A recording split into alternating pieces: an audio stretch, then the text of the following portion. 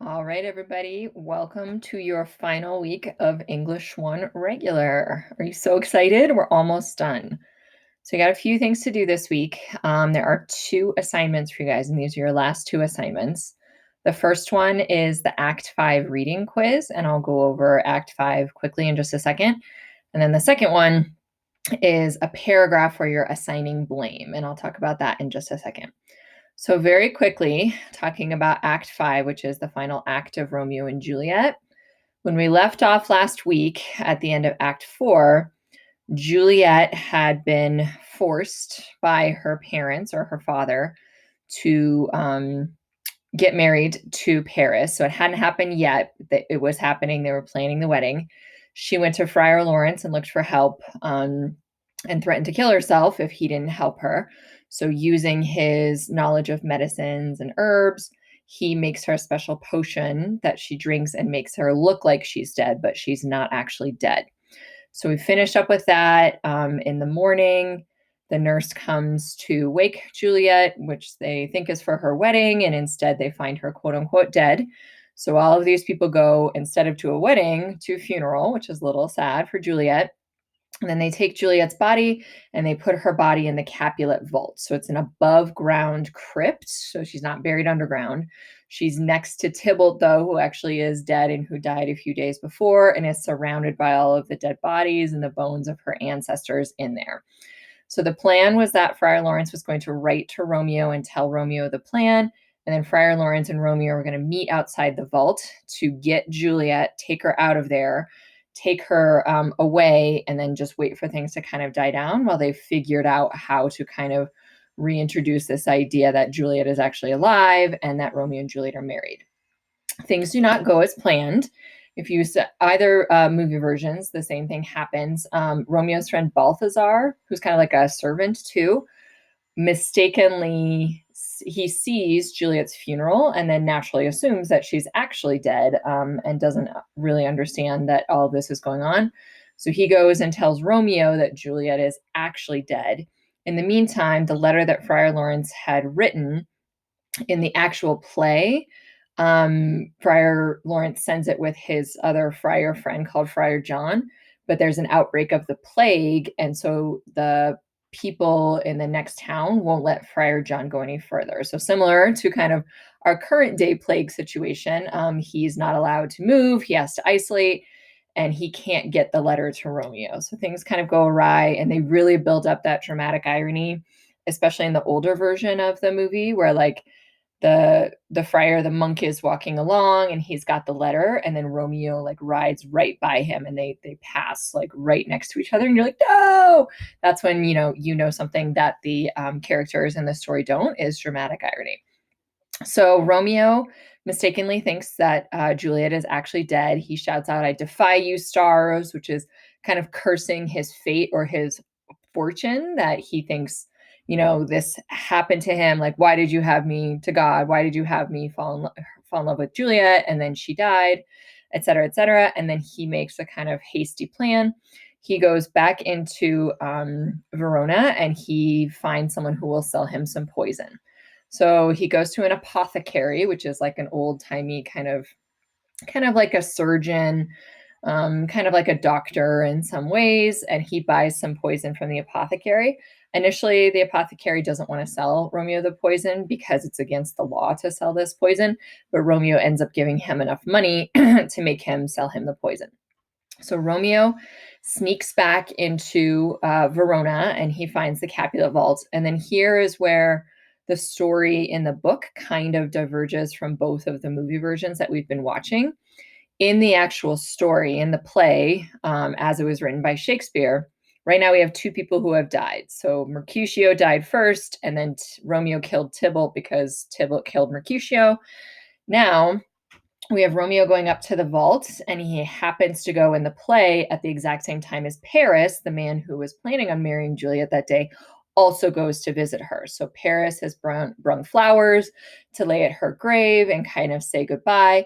And Paris stumbles upon Romeo and doesn't understand, why Romeo is there, thinks that maybe Romeo is there to do something with the bodies or something like that because he's a Montague.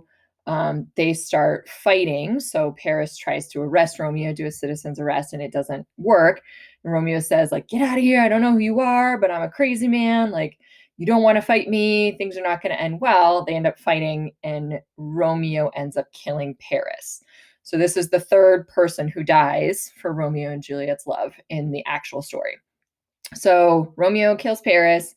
He's like, oh my goodness, didn't somebody tell me that maybe Juliet was thinking that they were going to get married at some point? I wonder if that's why he's there. Oh, well, don't worry. Like, Paris, I will do you a favor and I will kill myself. Since I'm the one who killed you, I'll do you a favor by killing myself as well, too, because that's Romeo's plan, is to kill himself once he gets next to Juliet. So he goes into the vault, and depending on the movie version you watch, in the actual play, he kind of drinks the poison first. In the newer version, they really build up that dramatic irony again, where like Juliet's kind of waking up and she's just a little bit too late. So you'd be like, no, look down. What are you talking? Like, you'll kind of freak out if you're watching the new version. But again, that's dramatic irony.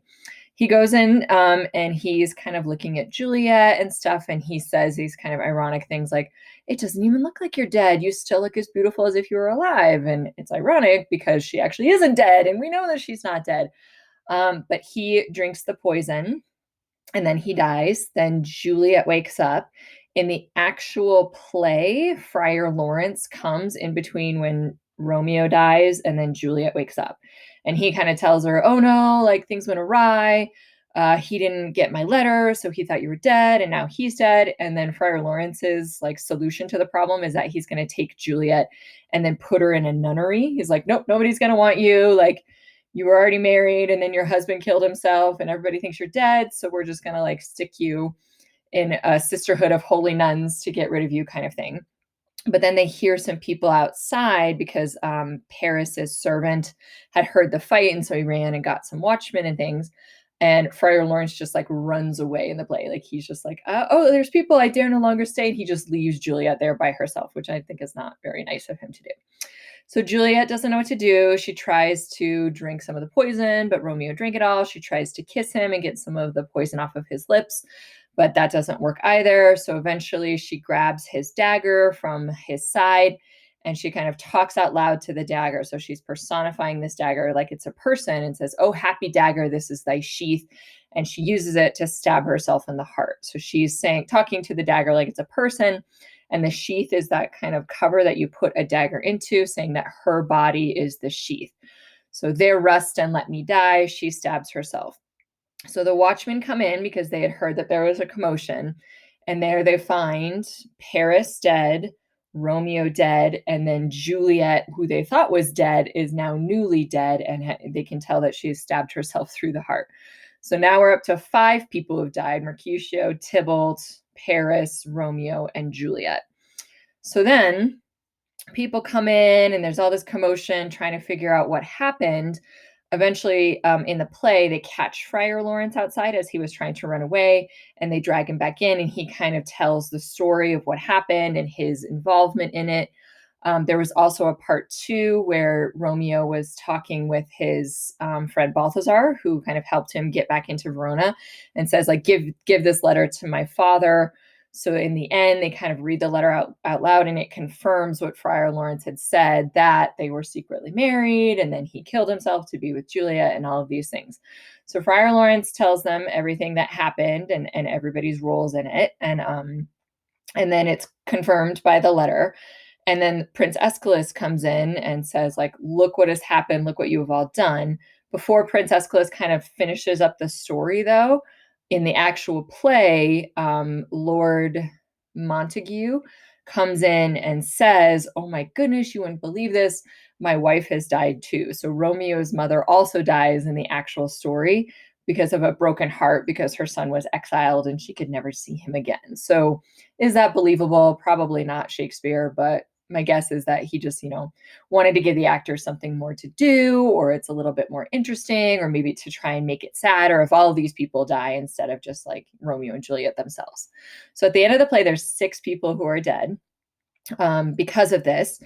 And then the prince says, see what a scourge is laid upon your hate, that heaven finds means to kill your joys with love. So he says, like, the hatred that you two have for one another, talking to the parents of both of them, except for Lady Montague because she's dead. This is what caused the deaths of your children. And nobody in this story wins. He says, all are punished. All of us are punished. There's no winners here. All of us are losers. And the reason is because of this hatred between the two families and the ridiculousness of that.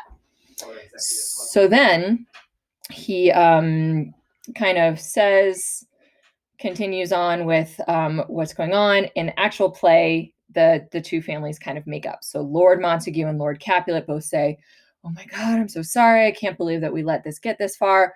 They like shake hands and they embrace. And then Romeo's dad agrees to make a statue of Juliet out of pure gold in the city of Verona. There is not actually a statue of gold in Verona, but there is a statue of bronze of Juliet. And again, this is not a real story. So it's just because this play is so popular and so famous that the city of Verona in Italy actually did make a statue of her as well. And that's kind of where the story ends, is this idea that like the hatred killed them, etc. Right, so this is my little girl, but she just wants to say hi. I'm recording, so can you give me a minute, please? Wait, can I go downstairs? Yes. Go on down. Can you close the door? Sorry. All right, so that is pretty much it. So the last reading quiz is just multiple choice again. It's 15 questions over what I just talked about. So you'll watch either movie versions or both if you want to. And then you will take the quiz. And then the very last thing for you guys to do is to write a paragraph where you are assigning blame. So considering that 6 people have died, whose fault is this? Is it Romeo's fault because he didn't confirm the story that Juliet was dead? He could have gone to talk to Friar Lawrence before he just decided to kill himself. Is it Juliet's fault because she lied to her parents? Is it both of their faults? Is it the nurse's fault because she helped Juliet, but then advised Juliet to marry Paris and then made Juliet not trust her? Is it Friar Lawrence's fault because he's the adult in the situation and he should have known better than to give Juliet a fake potion and marry them in secret? And then he could have known that his letter wouldn't go. He also leaves Juliet at the end, which I think is not great. So I've had students blame him before for leaving Juliet in the vault as well too. Is it not a person's fault, but is it an idea's fault? Is it destiny's fault? Is it fate's fault? Any of those things could be something that you would assign blame to. And then you're just writing me 5 to 10 sentences where you're explaining why. So you don't have to have any quotes or anything from the story, but you do need to reference specific things that happen in the story that prove that you think this person or this idea is at fault. So you could say, I think that it is the prince's fault because as the elected official at this time, he should have known better, or he should have known that this was going to end in bloodshed. He should have actually done what he said. He said if they fought again that he would start killing people, and he didn't follow through with his threat. But you have to give me specific reasons why. So just 5 to 10 sentences for that. That is due by next Sunday. And that's all we've got. So those are the last 2 things. I need to finalize your grades by Wednesday. Sorry, I'm looking on my phone. Wednesday, the 27th is when I post all of the final grades. And then on the 28th on the East High website, there will be a way for you guys, if you want to choose to just get credit instead of the actual grade in a class, that you can log on to the website and do that. So to be clear, if you just want the grade that you get normally, like the average of the 3-6 weeks, you don't have to do anything for that class if you want the grade that's in there that's posted on the Wednesday. If you want to change that grade to credit instead, and just so you still get the credit to graduate, but it doesn't hurt your GPA at all or anything if it was a lower grade, then you have to fill out something on the East High website, and it will tell you specifically, like you have to select which classes it's for, etc. It's not for all of your classes, so you kind of get to choose.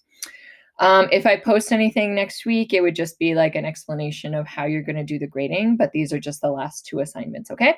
So please email me or send me a message on Schoology if you have any questions. Other than that, I am really happy that we got to spend the time together that we got to spend. And I'm sorry that, our year kind of ended this way, but I hope you guys have a great summer. And I hope I will get to see you guys all in the school building at some point next year as well, too. Okay, have a good one. See ya. Bye.